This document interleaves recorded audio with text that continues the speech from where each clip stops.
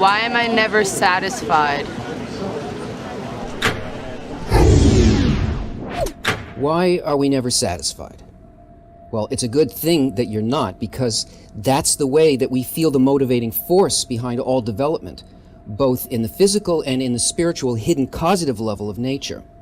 Anything that we feel as movement, from moving to some other part of the world to the subtlest shift in an inner attitude, happens only because this force has made us so uncomfortable and unable to fulfill our desires in our current state that we begin to feel a need for a greater satisfaction that we calculate must exist in that new situation.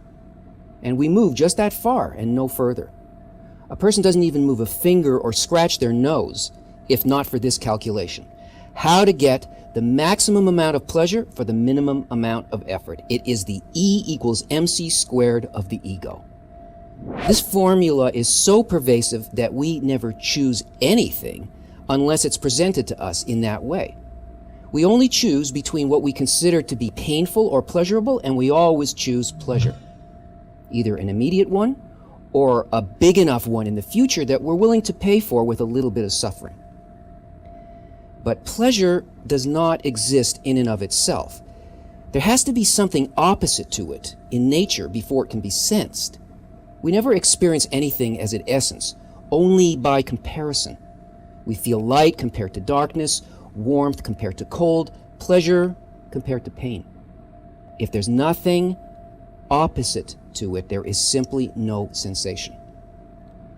Pleasure is actually the meeting point between a need and its fulfillment, and the greater that the need is, the greater the experience of pleasure. So why is it that pleasure always disappears? You know what it's like when you're a little hungry. You start thinking about what you could eat. Maybe a pretzel. Yeah, okay, maybe later. But the hunger keeps on growing. Maybe I'll have a couple of hot dogs. No, a whole pizza. No, I know, a steak, a big sirloin. Vegetarians, please substitute a tofu loaf from your imagination, with a baked potato and all the condiments imaginable. And then when dinner finally comes, you could eat a steak so big that it needs its own area code. And that first bite is pure ecstasy. And the next bite is wonderful. The next bite is good. And the next bite is okay. And the next is whatever it is. And the next one is, no, not another bite. I'm going to be sick. The need is diminished. It no longer stands opposite to the steak. And now the pleasure can't be sensed because the need has been extinguished. And this all happens because we're trying to satisfy only ourselves.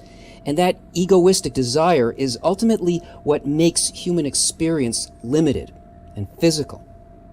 Because our own needs are tiny, and they're built in such a way that they can never be satisfied. And yet we find ourselves longing for lasting pleasure, and we feel that somehow it must exist. And it does. But in order to feel that, first, we need an unlimited, ever-expanding desire that can draw a boundless fulfillment. And to do that, you have to seek pleasure in the fulfillment of others. Because this desire to bestow is a spiritual desire, and one taste of it is greater than all the pleasure felt by all creatures over all time. Because it's a pleasure not felt in our little subjective needs, but in everything. There's no limit to that desire, and there is no end to the pleasure derived from that need. Well, I hope that satisfied your hunger for knowledge and gave you some food for thought, and here are a few other items on our menu that you might want to taste, and just click and stop me, please.